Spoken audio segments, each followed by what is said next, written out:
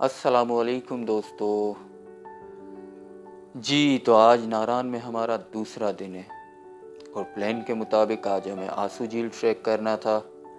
लेकिन आंसू झील के लिए हमें 5 बजे रवाना होना था, पर रात को ही हमारे ड्राइवर ने बता दिया कि आंसू झील जाना मुश्किल ही नहीं नामुमकिन है, क्योंकि नारान का मौसम इस वक्त शदीद बादलों में घिरा हुआ, बारिश, बर्फबारी, इसलिए मुमकिन था कि हमें वापस आना पड़ता और वापस आना हमें किसी सूरत कबूल नहीं था।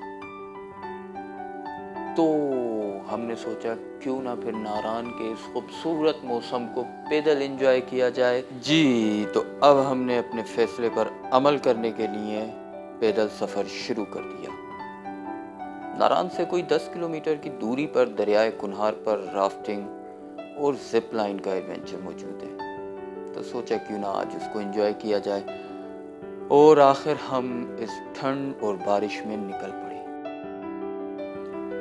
इस ट्रैक को करते वक्त एक चीज़ का तो हमें ख्याल आ गया कि कभी भी बारिश के मौसम में नारान में निकलें तो इन बातों का ख़ास ख्याल रखें कि आपकी जैकेट वाटरप्रूफ होनी चाहिए और आपके शूज़ वाटरप्रूफ होने चाहिए, क्योंकि अगर आप चलते चलते भीग जाते हैं तो नारान में सूखने सुखाने की कोई गुंजाइश नहीं रहती। नारान में अगर आपको फुल एंजॉय करना है तो आपके साथ कुछ मनचले दोस्त लाजमी है, जैसे ये कुछ गाने गाते हुए, कुछ गुनगुनाते हुए, कुछ झूमते हुए नारान की इन सड़कों पर और हम रमा दवा हैं।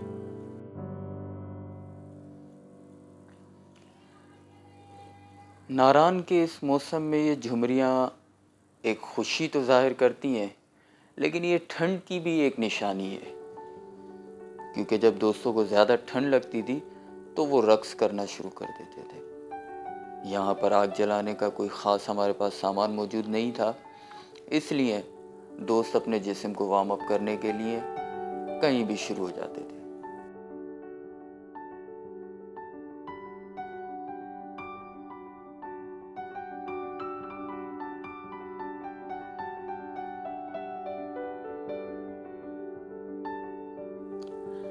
नारान शहर का यही खूबसूरत मौसम था जो आज हमें अपने रूम में आराम करने की इजाज़त नहीं दे रहा था। चारों तरफ जंगलात से उड़ते हुए बादल जो बर्फ पोश इन चोटियों पर किसी जुल्फ की तरह लिपटे हुए थे। दोस्तों का भरपूर एंजॉयमेंट और ये खूबसूरत नज़ारे। अब थोड़ी सी ठंड मुझे भी लगने लगी थी। और हाँ, आपकी गैदरिंग में अगर हर किस्म का नमूना मौजूद है तो मेरा मशवरा ये है कि आप नारान में वॉक एंड ट्रैक ज़रूर करें। वॉक एंड ट्रैक का एक अपना ही लुत्फ है, अपना ही एक मज़ा है। आपकी गैदरिंग में एक चुलबुला शख्स आपके पूरे सफ़र को खुशगवार बना सकता है।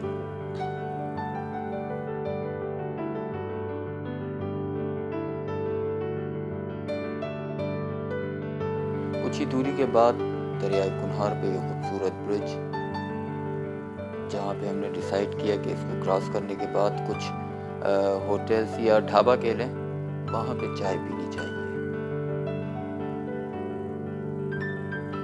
ये मेरे दोस्त के हाथ उठ रहे हैं, तो यकीनन अब इसको ठंड लगना शुरू हो गई है।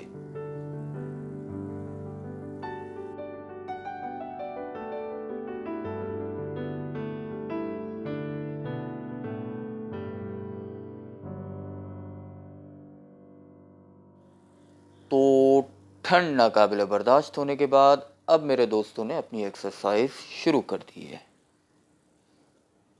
जी हाँ, जैसा कि मैंने बताया आपको कि जब आपको ठंड ज़्यादा लगे तो आप अपने जिस्म को वार्म अप करने के लिए थोड़ा तेज़ दौड़ सकते हैं, थोड़ा तेज़ चल सकते हैं और इनकी तरह रक्स भी कर सकते हैं।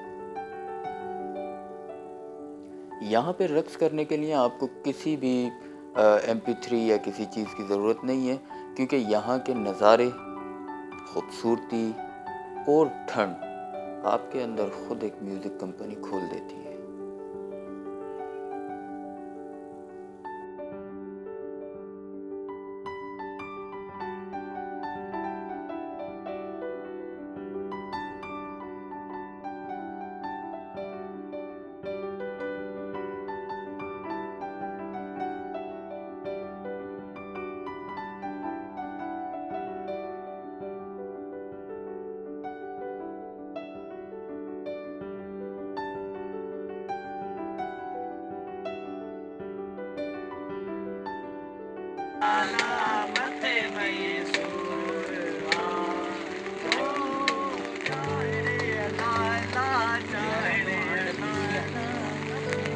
यो भाई या तुझो मुसण ऐं असां दोस्तनि जो ॻाइण हिन बरसात जी मौसम में हर खण हर खण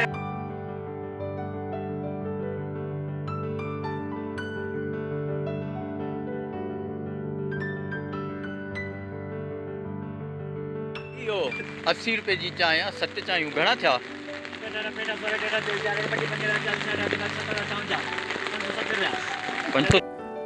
ये हमारा कैलकुलेटर था जो अपने अनोखे अंदाज में कोई भी हिसाब कैलकुलेट कर लेता था।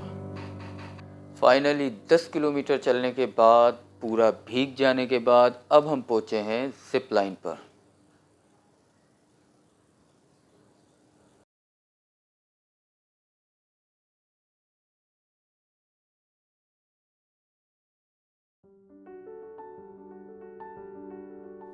एक चीज़ का ज़रूर ख्याल रखें, जब भी आप राफ्टिंग के लिए जाएं तो कोशिश करें या तो आपके शूज़ बिल्कुल वाटरप्रूफ हों जिसमें से पानी अंदर ना जाए।